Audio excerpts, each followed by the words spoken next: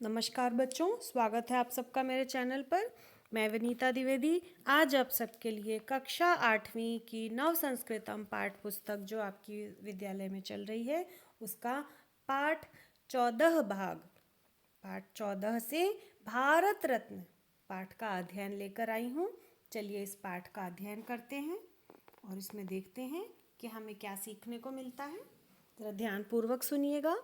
भारत रत्नम पुरस्कारः भारतस्य सर्वोच्च सम्मानः अस्ति। अर्थात भारत रत्न पुरस्कार भारत का सर्वोच्च सम्मान है, बहुत ही बड़ा सम्मान है।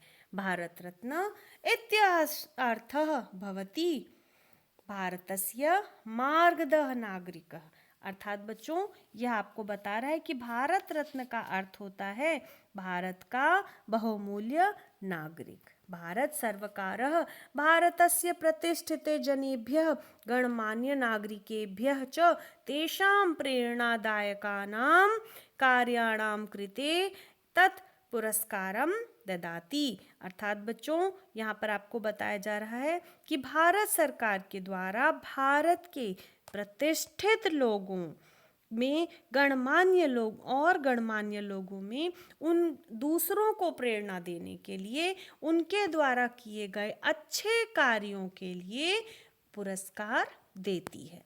भारत रत्नम इतेतः पाठयति यत जीवने सफलतां प्राप्तुं न को अपि सरलः मध्य मार्गः। अर्थात बच्चों भारत रत्न जो है यह हमें क्या सिखाता है, यह सिखाता है कि जीवन में सफलता प्राप्त करने के लिए कोई भी बीच का मार्ग नहीं है, केवल एक ही मार्ग है और वो है परिश्रम करो।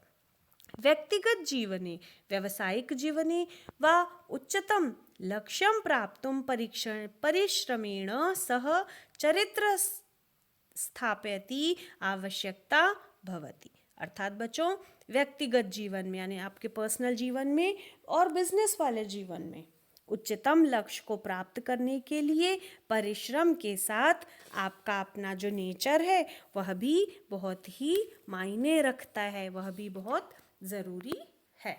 मेरा पहला पैराग्राफ पूरा हुआ, दूसरे पैराग्राफ पे आती हूँ, ज़रा ध्यान रखिएगा, आप भी परिवर्तित कर लें। भारत रत्न पुरस्कारस्य आवेदनकां चयनं स्वयं भारतस्य राष्ट्रपति करोति। अर्थात भारत रत्न पुरस्कार के लिए आवेदन का चयन स्वयं भारत के राष्ट्रपति जी ही करते हैं। एतस्मिन् सम्माने कोऽपि धनराशि न भवति। इस सम्मान के लिए कोई धनराशि यानी पैसे नहीं दिए जाते हैं। एतस्मिन् पारितोषिके पीपलस्य पत्रे सूर्यचित्रेण सह भारत रत्न इति लिखितं भवति। अर्थात इस पारितोष में अर्थात इस प्राइज में पीपल के पत्ते में सूर्य के चित्र के साथ भारत रत्न लिखा हुआ होता है। एतत् ऊर्जाया जीवनस्य च प्रतीकः अस्ति। अर्थात इसकी ऊर्जा से यह जीवन का प्रतीक है ऐसा महसूस होता है। एतेन पुरस्कारेण सह भारतस्य राष्ट्रपतिन प्रमाणितम प्रमाण पत्र अपि दीयते। अर्थात इस पुरस्कार के साथ भारत के राष्ट्रपति जी प्रूफ के लिए एक प्रमाण पत्र भी देते हैं। 1963 तमे वर्षे महाराष्ट्र निवासी महान इतिहासकार संस्कृत जगतः अति उत्तमः विद्वान् डॉक्टर पांडुरंग वामन काड़े महोदय भारत रत्नेन सम्मानित अभवत। अर्थात 1963वें वर्ष में महाराष्ट्र के निवासी कौन, महान इतिहासकार संस्कृत जगत के बहुत अति उत्तम विद्वान डॉक्टर पांडुरंग वामन काड़े जी जो है भारत रत्न से सम्मानित किए गए थे। आपको यह बताया गया है। चलिए आप अपना पेज बदल लें, हम अगले पैराग्राफ पर आ जाएं। पांडुरंग महोदयस्य जन्म 1880 तमे वर्षे अभवत्। यानी कि पांडुरंग महोदय जी का जन्म 1880 वर्ष में हुआ था। छात्रकाले एव सः सप्त स्वर्ण पदकानि प्राप्तवान आसीत। छात्रकाल अर्थात बचपन में, विद्यार्थी जीवन में उन्होंने 7 स्वर्ण पदक, गोल्ड मेडल उन्हें प्राप्त हुए थे। सः मुंबई विश्वविद्यालये बहूनि वर्षाणि यावत् पाठनम शोध कार्यम च करोत्। अर्थात जब वे मुंबई के विश्वविद्यालय यानी यूनिवर्सिटी में बहुत वर्षों तक जो है पढ़ाने का कार्य किया करते थे। अनंतरम सः तस्मिन् विश्वविद्यालये एव उपकुलपति अपि अभवत्।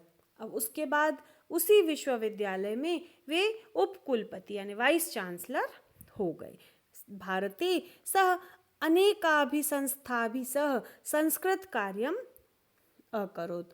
उन्होंने भारत में अनेक संस्थाओं के साथ संस्कृत के लिए कार्य किया। विदेशेष्वपि विविधेषु सम्मेलनेषु सह भारतस्य प्रतिनिधित्वम् अकरोत्। उन्होंने विदेशों में भी कई वर्षों तक शोध कार्य किया। सः 6500 पृष्ठानां धर्मशास्त्रस्य इतिहासः नामकः ग्रंथम् अलिखत्। उन्होंने 6500 पन्नों का पेजेस 6500 पेजेस का धर्मशास्त्र इतिहास नामक एक ग्रंथ लिखा। पांडुरंग महोदयः भारत सर्वकारः द्वारा महामहोपाध्यायः इति उपाधिम् अपि अलभत।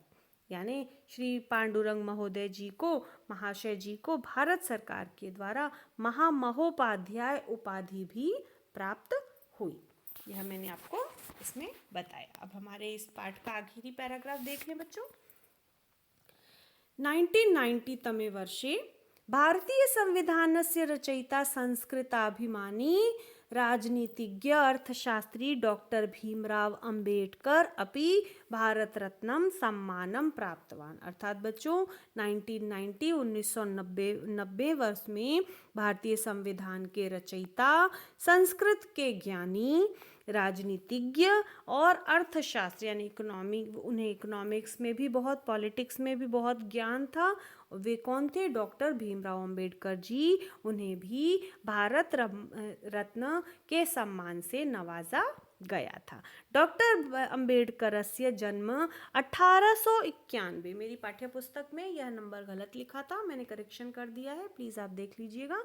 1891 तमे वर्षे अभवत, यानी 1891 वर्ष में हुआ था। सः लंडन नगरस्य अर्थशास्त्र विद्यालये अर्थशास्त्रम न्यायशास्त्रम च अपठत। वे लंदन नगर में अर्थशास्त्र यानी इकोनॉमिक्स और न्यायशास्त्र यानी वकालत की, लॉ की डिग्री के लिए पढ़ाई की थी। डॉक्टर अंबेडकरस्य संस्कृते महीम प्रीतिम आसीत। डॉक्टर अंबेडकर जी को संस्कृत के प्रति काफ़ी रुचि थी। सह संविधानस्य निर्माण समये राजभाषा रूपेण संस्कृत भाषायां प्रस्तावना स्थापितवान आसीत। आपको पता है उन्होंने भारत के संविधान का जब निर्माण हुआ था तभी उन्होंने अपनी मंशा जाहिर की थी कि राजभाषा के रूप में संस्कृत भाषा को ही स्थापित किया जाए। यह प्रस्ताव इन्होंने ही रखा था, डॉक्टर भीमराव अंबेडकर जी ने। आप सबको पता ही हमारी राजभाषा क्या, हमारी राजभाषा हिंदी है, ठीक है। तो सह उत्तम संस्कृत संभाषकः अपि आसीत। वे बहुत ही उत्तम संस्कृत संभाषक भी थे। तो बच्चों इसके साथ ही आपका यह पाठ समाप्त हुआ। इसे ध्यानपूर्वक सुनिएगा, हो सके तो खुद भी पढ़िएगा, ठीक है। और सारी चीज़ें यहाँ पर आपको लिखी हुई मिल जाएंगी आपकी पाठ्य पुस्तक में। शब्दार्थ वगैरह 2 से 3 बार यदि आप मेरी वीडियो सुनेंगे तो आपके सभी जितनी भी उलझनें हैं वो दूर हो जाएंगी। चलिए बच्चों, थैंक यू।